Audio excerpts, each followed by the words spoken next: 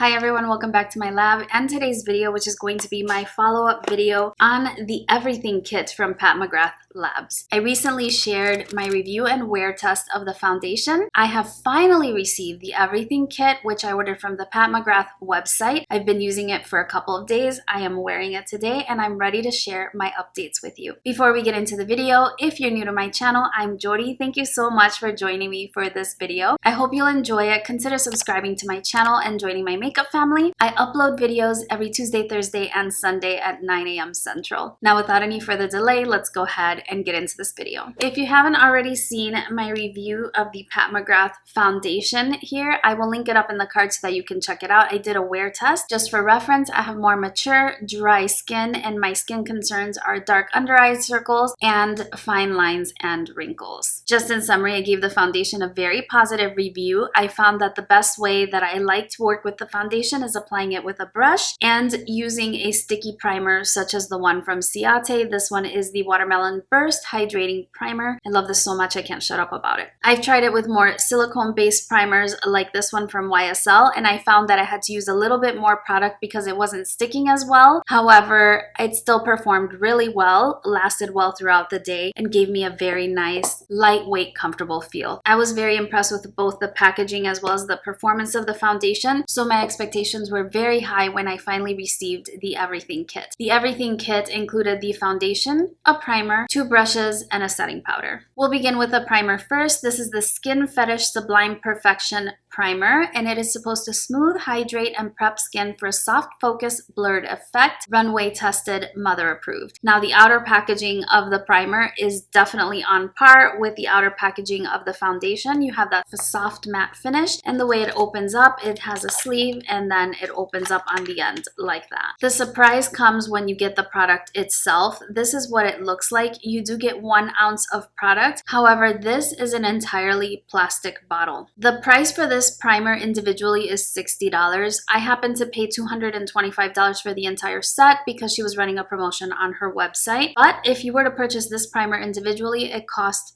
$60. It has a 12-month shelf life, and as I said, you get 1 fluid ounce of product. It has a pump, which is nice, but this pump, honestly, it is not the best quality pump. It is nowhere near what you see on the foundation. This is plastic. The bottle is plastic. If you look at the bottom of the bottle itself, it looks like you would expect a spray bottle that you would find at the dollar store to look like, honestly. It's not completely finished. It just feels really cheap. And for $60, I'm sorry, I expected more, especially after seeing the foundation bottle and how beautifully it was finished. This was a letdown. Also, the label itself is a sticker, which on the foundation, it's a sticker as well, but it's more of like a gold sticker. This one is paper. After a while of touching this with hands that have been working with or around makeup, it's gonna get destroyed. It wasn't fully glued on the side, on the seam. I'll insert close-ups so that you can take a look.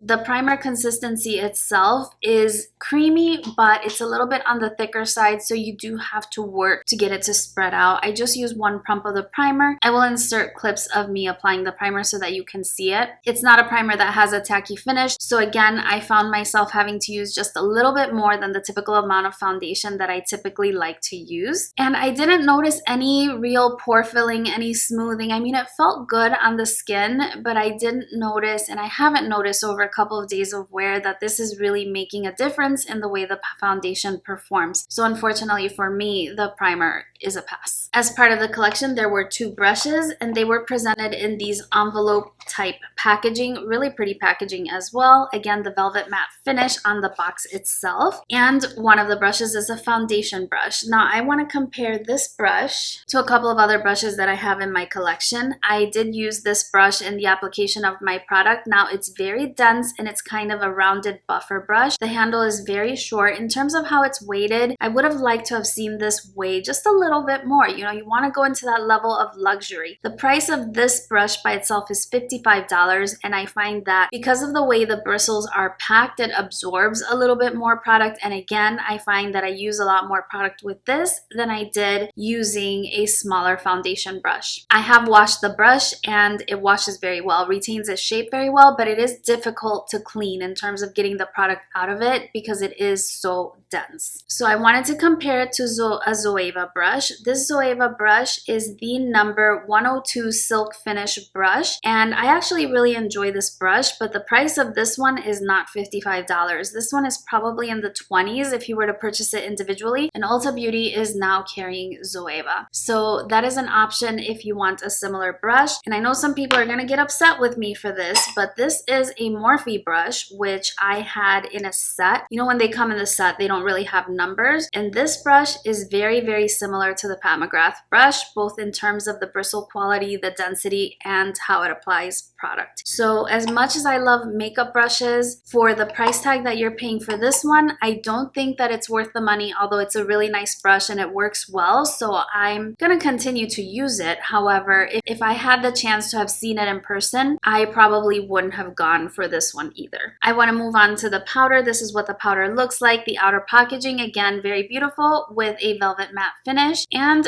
for this specific powder, it says it is weightless, buildable, microfine setting powder, runway tested, mother approved. Again, this is a talc-based powder, so if you're interested in avoiding talc, you might want to avoid this one. You do receive 5 grams of product in this specific powder. This is what your packaging looks like. This one is nice enough. It's not anything super fancy, but it's not on the cheap side like the primer was. The primer really left me like deer in headlights. I was truly shocked at how terrible that packaging really is. But this one is fine. It's one of the powders that has a mesh on the top, so you can retrieve your powder that way. I have mine in the shade number 2. That was the shade that was selected based on my specific foundation shade. My foundation shade was number 14, and so that came with the light medium number 2. I find that the powder works very well. The color is really nice. It has a more yellow tinge to it, and that happens to work well with my skin tone. So I will show you a demo applying the powder underneath my eyes, which it works well underneath my eyes, but I find it a little bit on the drying side. Just a little bit, not too bad. I can definitely work with it. And I also applied it with the powder brush from the collection. The price for the powder, should you buy it individually, is $55. And even though I like the powder and I think it does well, I have to say that I was more impressed with the powder from Anastasia, which I just reviewed. And in this specific powder, you are receiving 25 grams of product for a lot less money. And I actually like the finish of the Anastasia one, even though it is a slightly more mattifying powder. Isn't that something? So again, I think the powder works fine. I just don't think that the expectations, considering the price tag, are being met in my personal opinion, and it's just a very, very pricey powder. The Anastasia as well is a talc-based powder, so that's not something different, but you're just getting so much more in the Anastasia one. And like I said, I like the finish of the Anastasia one better. And the Anastasia one also comes in a variety of shades if you prefer to use a different one. I happen to choose banana, and I will link my review of that up in the cards if you want to check it out as well. In terms of the foundation, I did prefer the Pat McGrath foundation to the Anastasia one, but in terms of the powder, I have to give it to ABH. And lastly, my notes on the powder brush, it did come in a sleeve just like the foundation brush did. And this is a really nice brush. It has a teardrop shape. It picks up the powder really well. It feels soft on the face, and again, it retains its shape very well upon washing. I wanted to compare it to a couple of other brushes in my collection. I do have this one from IT Cosmetics, which I had in an Ulta haul. This one has a little bit more of a bulbous shape, I would say, but it performs very similarly, and the bristles have those dual tones that the Pat McGrath brush has. Another brush that I wanted to relate it to is the Real Techniques blush brush. So this one is a little bit more tapered at the top, I would say, but in terms of the performance, very, very similar. And I think that Real Techniques may have a bronzer brush, which I personally don't own, that may be a little bit more similar to the Pat McGrath one. And this is on the more affordable price range.